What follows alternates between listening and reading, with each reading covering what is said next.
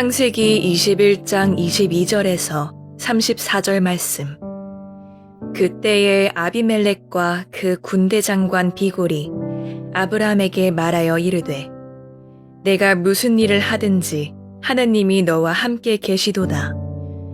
그런즉 너는 나와 내 아들과 내 손자에게 거짓되이 행하지 아니하기를 이제 여기서 하나님을 가리켜 내게 맹세하라. 내가 내게 후대한 대로 너도 나와 내가 머무는 이 땅에 행할 것이니라. 아브라함이 이르되 내가 맹세하리라 하고 아비멜렉의 종들이 아브라함의 우물을 빼앗은 일에 관하여 아브라함이 아비멜렉을 책망하매 아비멜렉이 이르되 누가 그리하였는지 내가 알지 못하노라. 너도 내게 알리지 아니하였고 나도 듣지 못하였더니 오늘에야 들었노라. 아브라함이 양과 소를 가져다가 아비멜렉에게 주고 두 사람이 서로 언약을 세우니라. 아브라함이 7 암양 새끼를 따로 놓으니 아비멜렉이 아브라함에게 이르되 이 7 암양 새끼를 따로 놓음은 어찌미냐. 아브라함이 이르되 너는 내 손에서 이 암양 새끼 7을 받아 내가 이 우물 판 증거를 삼으라 하고 두 사람이 거기서 서로 맹세하였으므로 그곳을 브엘세바라 이름하였더라. 그들이 브엘세바에서 언약을 세우매 아비멜렉과 그 군대 장관 비골은 떠나 블레셋 사람의 땅으로 돌아갔고 아브라함은 브엘세바에 에셀나무를 심고 거기서 영원하신 하나님 여호와의 이름을 불렀으며 그가 블레셋 사람의 땅에서 여러 날을 지냈더라. 샬롬. 오늘도 하나님의 말씀으로 하루를 시작하신 여러분들에게 하나님의 은혜와 평강이 충만하게 넘치시기를 간절히 축복합니다. 2025년 2월 25일 화요일 창세기 21장 22절에서 34절 말씀을 가지고 세상과 화평을 도모하라 라는 제목으로 말씀을 함께 나누도록 하겠습니다. 무거운 물건은 옮기기 쉽지 않습니다. 왜냐하면 무게가 무겁기 때문이죠. 다치지 않으려면 무게를 잘 체크해 봐야 됩니다. 더군다나 중년의 나이로 갈 때는 허리를 삐끗할 수도 있기 때문이죠. 물건에게만 무게가 있는 것이 아닙니다. 사람에게도 무게가 있죠. 사람을 얘기하는 무게의 종류에는 두 가지가 있습니다. 첫 번째는 모두가 알리고 싶어 하지 않는 진짜 몸무게. 그렇죠? 또 다른 하나는 눈빛, 대화 등을 통해서 이 사람은 가벼운 사람이다. 가볍지 않은 사람이다. 무게감 있는 사람이다. 그렇게 할 수 있는 그 무게를 얘기합니다.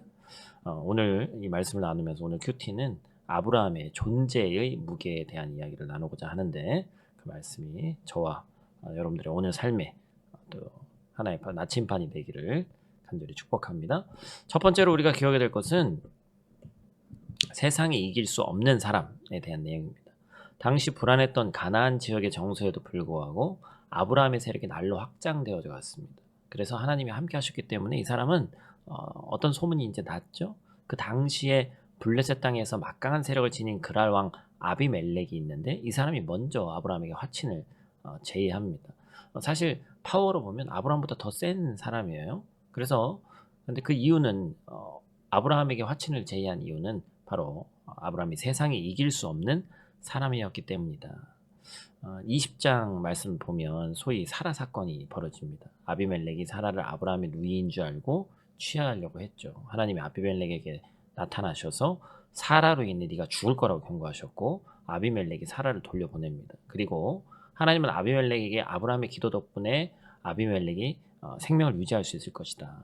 더 나아가서 아브라함의 기도로 아비멜렉 가족의 닫힌 태의 문도 열리게 되죠. 그래서 그때 일로 아브라함을 이 사람이 제대로 본 거예요. 무게감이 다른 사람이구나. 하나님이 함께 하시는 사람에게는 이렇게 남다른 무게감이 있다는 겁니다.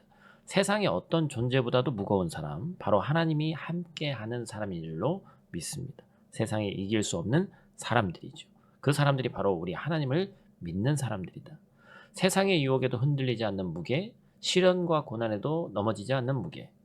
하나님이 함께 하시는 사람들은 어떻게 그런 무게감을 가지고 살 수 있을까? 그것이 바로 로마서 12장 21절 말씀에 나와 있죠. 우리 같이 읽겠습니다. 악에게 지지 말고 선으로 악을 이기라. 아멘.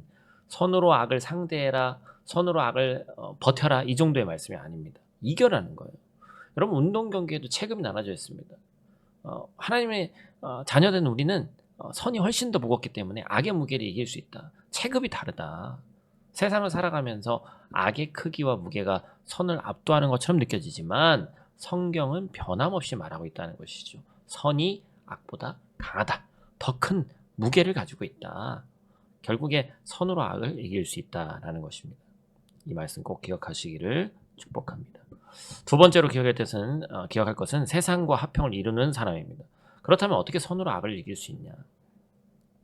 화평을 추구할 때 선으로 악을 이길 수 있다는 것이죠. 아브라함과 아비멜렉이 화친주약을 체결하기 전에 사건이 하나 있었습니다.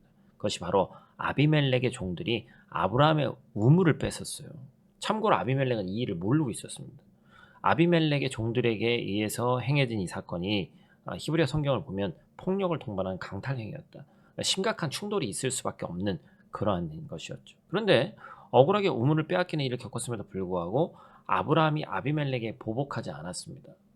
아브라함은 하나님의 도우심으로 적은 인원에서도 전쟁에 승리하고 또 조카 롯을 구한 경험도 있습니다.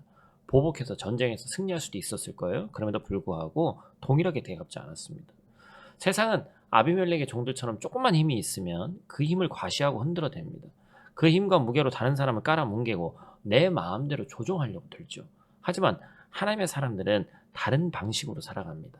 아브라함이 알았어요. 아무리 아비멜렉의 종들이 우물을 빼앗으라 할지라도 하나님이 축복하시면 저 정도 우물은 언제든지 대체할 수 있고 파는 곳마다 물이 솟아나는 역사를 경험할 수 있다는 믿음이 있었습니다. 아브라함은 너무나도 연약한 사람이었어요. 불순종도 많이 했던 사람이었습니다. 그러나 이 순종 앞에, 그 믿음 앞에 하나님이 아브라함을 지켜주셨습니다. 누군가가 나의 마땅한 권리를 존중하지 않을 때, 누군가가 나의 노력을 물거품으로 만들 때 여러분 어떻게 반응합니까? 아브라함처럼 선으로 악을 이기기를 소원합니다. 아브라함이 생존을 위협받는 일을 겪는 순간에도 동일한 위협으로 반응하지 않았다는 사실에 주목할 필요가 있습니다. 우리의 육체적, 정신적 생존과 안전도 하나님께 달려 있습니다. 설령 나의 실수가 좋지 않은 일을 초래한 그 순간에도 나와 함께 하시는 그 하나님을 찾기를 원합니다. 나의 연약함을 뛰어넘어서 일해 주실 것을 기도해야 되는 거예요. 로마서 12장은 이야기합니다. 17절 말씀 같이 했습니다. 아무에게도 악을 악으로 갚지 말고 모든 사람 앞에서 선한 일을 도모하라. 아멘. 선으로 악을 이기는 실질적인 방법에 대해서 우리가 좀 고민해 봐야 됩니다. 무조건 참으라는 얘기가 아니에요. 그렇죠? 과연 우리가 이 상태에서 어떻게 해야 될지, 어떠한 수위가 있어야 될지, 내가 어떻게 대처해야 될지 그렇게 선택의 순간이 있죠. 그 답이 오늘 본문에 쓰여져 있는 거예요. 바로 결과는 화평을 도모하는 겁니다. 누군가를 망가뜨리기 위해서, 끌어내리기 위해서, 깎아내리기 위해서, 내가 높이지기 위해서, 내가 옳다는 것을 드러나기 위해서 목표가 되어서는 안 되고 화평을 목표로 삼을 때 우리는 하나님이 주시는 지혜를 얻을 수 있다. 참아야 할지, 말아야 할지, 말을 한다면 그 수위를 어느 정도로 해야 할지를 구체적인 지혜를 얻을 수 있습니다. 화평은 하나님의 성품이고 하나님이 기뻐하시는 일이기 때문에 나의 혈기와 욕망으로 문제를 해결하려고 하지 말고 하나님의 마음을 해결하려는 그 사람에게 그러한 지혜가 주어지는 것이죠. 오늘 본문의 아브라함은 아비멜렉의 종들이 당시 생활의 필수 요건이었던 우물을 빼앗는 순간에도 참았습니다.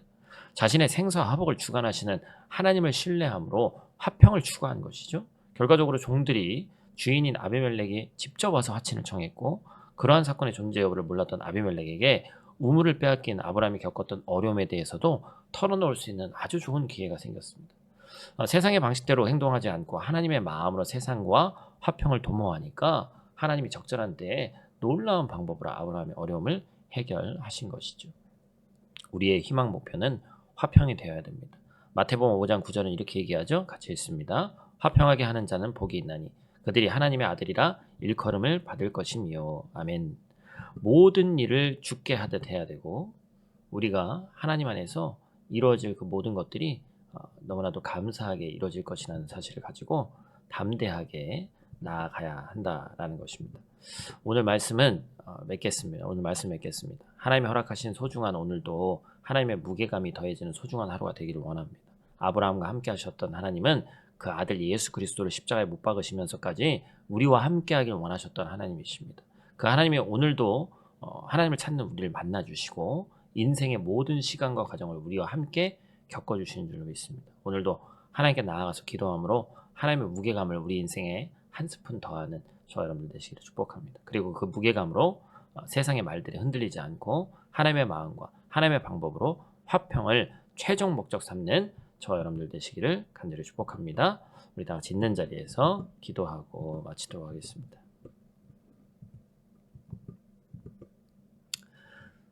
사랑과 은혜가 충만하신 아버지 하나님, 오늘도 우리에게 귀한 하루 허락하시고 이 아침에 또 서로의 몸은 떨어져 있지만 주님의 말씀 앞에 우리가 서게 하시니 감사를 드립니다.